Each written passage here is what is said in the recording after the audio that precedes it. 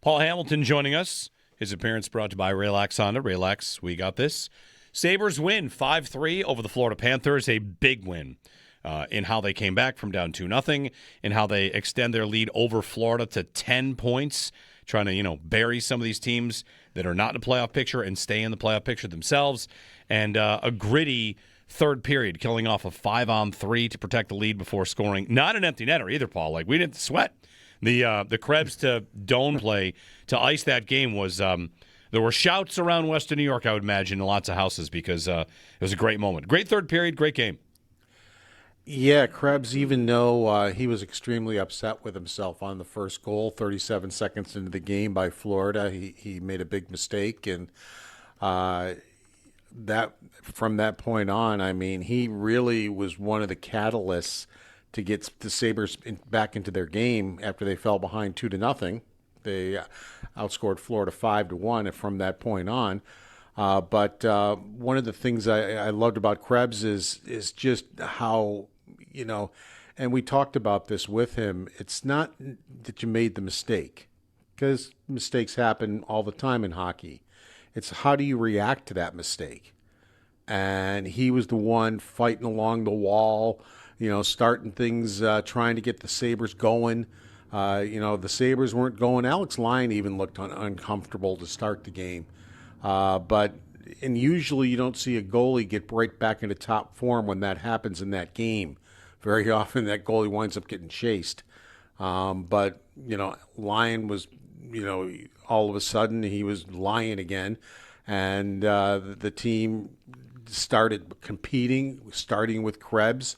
I mean, he was going after guys twice the size of him and winning battles along the wall, and it just all of a sudden things turned for the Buffalo Sabres, and I thought he was the catalyst of it, and quite honestly, I think that was the best game I've ever seen him play as a Sabre, even with the mistake that he made that cost them a goal. That play you just mentioned with Doan, he's one that really turned it into a 2-on-1 coming down the left side. I've always talked about what a gifted passer he is. Watch that again if you can. He makes a hesitation, a real quick hesitation. What that does is open up the defenseman, and it gives him a lane to Doan to get the puck across, on the 2-on-1 to get the layup goal. If not, the defenseman probably has that pass blocked, and he's not going to be able to get that puck over there. I just thought it was a really nice play by him to open that passing lane up and get it over there. I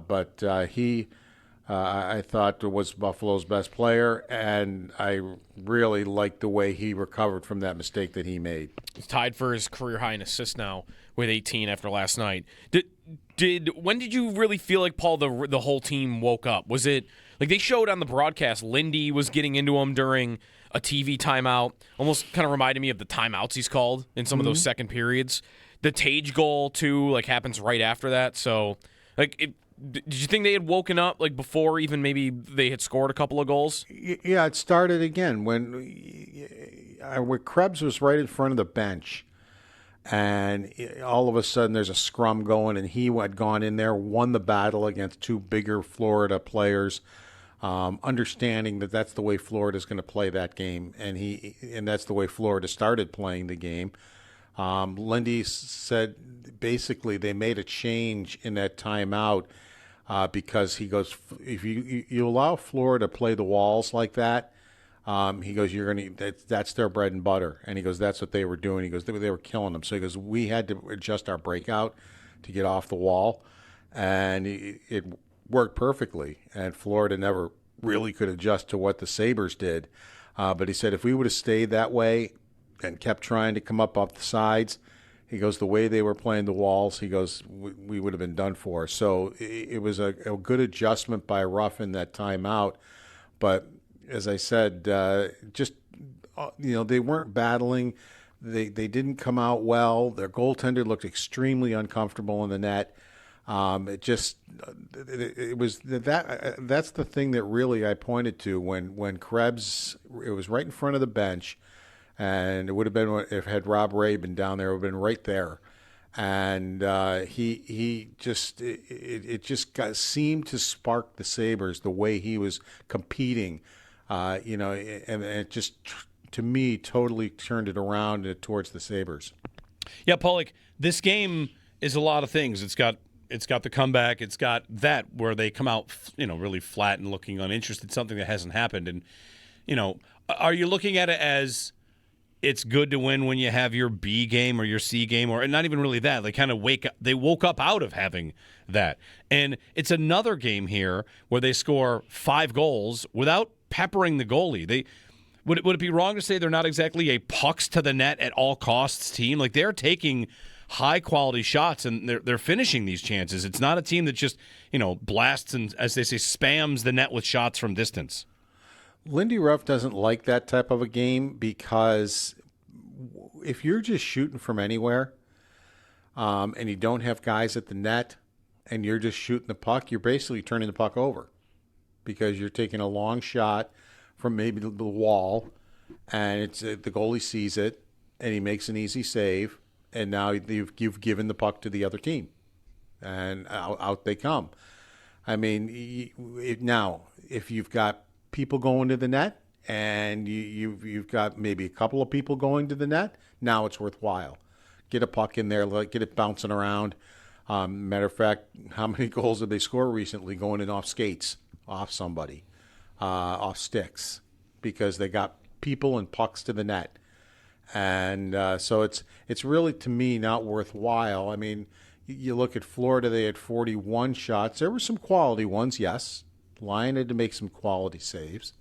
But, they also, I think, just put some pucks at the net that really allowed the Sabres to get the puck and then break out and come out the other side. The thing is, too, you have to understand 12 of Florida's shots came on the power play. So, to me, a lot of their shots came from distance, that Lyon could handle. But he did also have to make some big saves along the way, too. How about in the third period, Paul, especially the calls? I mean, the no call on Benson, which was followed by a pretty ticky-tack call on Krebs, but that leads to the game-winning goal. And then the Sabres killing off a 5-on-3, which was as stressful 2 minutes for Sabre fans as you've seen. Yeah, the refereeing in this league is just horrendous. I mean, ticky-tack, that wasn't even close to a penalty, that they did on Krebs. But, yeah, it was a makeup call because they realized they made a huge mistake. I was thinking, is this a penalty shot? When Benson got hooked and it totally took the scoring chance away when he got hooked. And no call. Well, what? Are you kidding me? Because, as I said, my first thought was, I wonder if that's a penalty shot. And it wasn't even a penalty. And then the referees make up for it. They give them a makeup call, which, okay, well, great.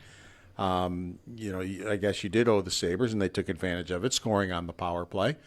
But the thing is, why can't you guys get it right the first time? Why are there so many mistakes by referees? No calls. And, right after that, Krebs got away with a blatant penalty at center ice. No call. I mean, I thought half the Florida bench was coming over at the referees. I mean, and I didn't blame them. It was just a very poorly refereed game. Paul Hamilton joining us on the Western Hotline. Sabres beat the Panthers last night 5-3. They'll play Tampa tonight, the Florida trip back-to-back. The penalty kill. By the way, yeah, go ahead. Another opportunity. Had they beaten Montreal on Saturday, they would have been in second place in the division. Tonight is another opportunity for that. Because right now they're in third place at 627. Detroit, they shut out Colorado in Colorado. I know. It's crazy. They're at 632. So if Buffalo wins, Detroit's not playing, Montreal's not playing. If Buffalo wins at Tampa Bay, they go to 634, and they jump into second place in the division. So another opportunity for them to try to get into second place in the Atlantic Division. Right.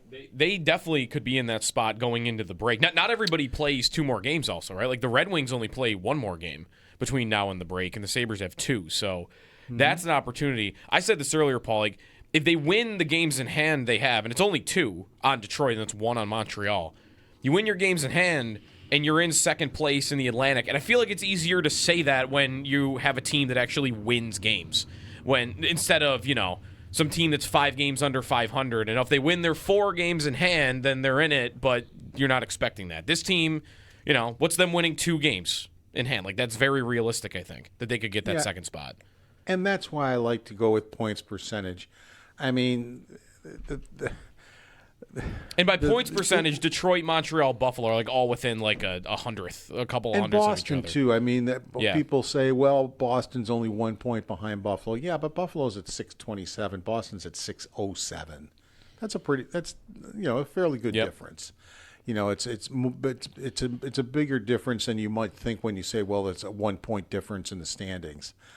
So that's one of the reasons why I like to do that and go with points percentage, because it takes the games in hand out of the conversation, and I think it's a better gauge of where the team is you're talking about. What do you think of Florida now? Do you think they're too far out of it, too many injuries that they can get back in? Yeah, I mean, I keep thinking to myself, well, it's the Florida Panthers. They'll figure out a way.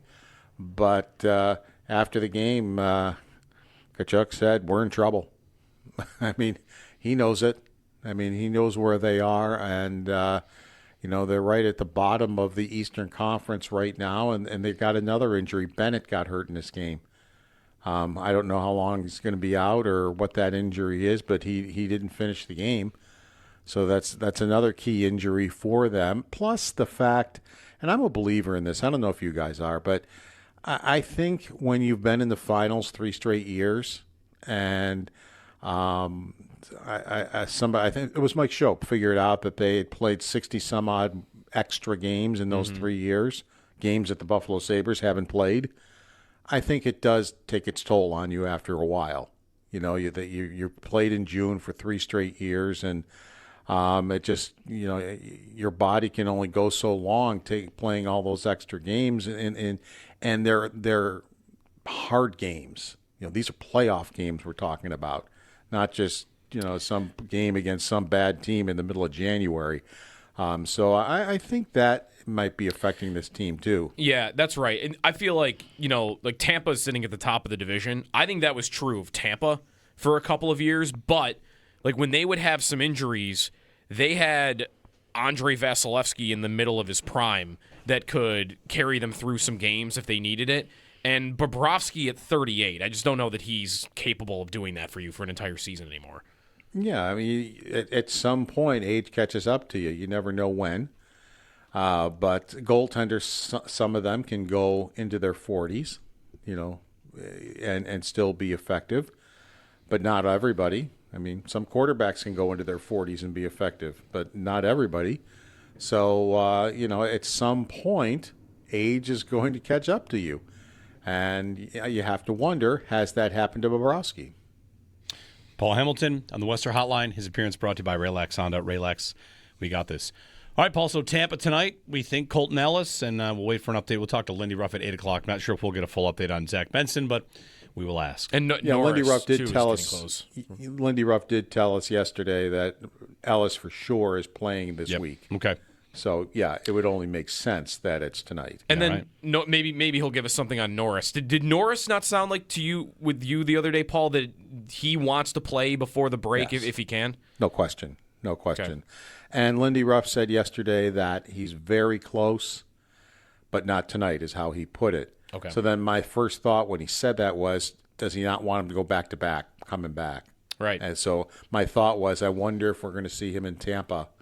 It's just, I wonder. I don't know anything other than he said he's very, very close. Mm-hmm. And, they didn't want Kesselring to play back-to-back, coming back, and I wonder if they're thinking that with Norris, where there might be an opportunity. Now, we don't know if Benson's going to be in the lineup tonight. Lindy Ruff really didn't have any information on that. He might have more with you guys, when he's on. It's okay. So I think it's a possibility we could see Norris today. All right. Thank you, Paul. Yep.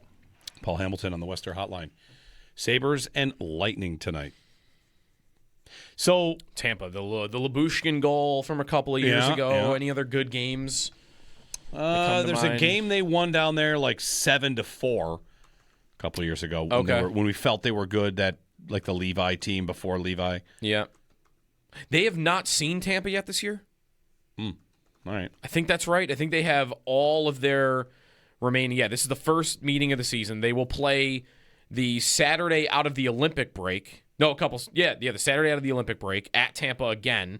And then first week of March, they'll play Tampa. And then again in April. So you got 4 games remaining against the Lightning. You know, I mean, Tampa's really good. I wouldn't expect this. That is an opportunity to track down the division. You've got a chance. You got 4 head-to-heads. If you did great in those 4 games, I mean, you're in it.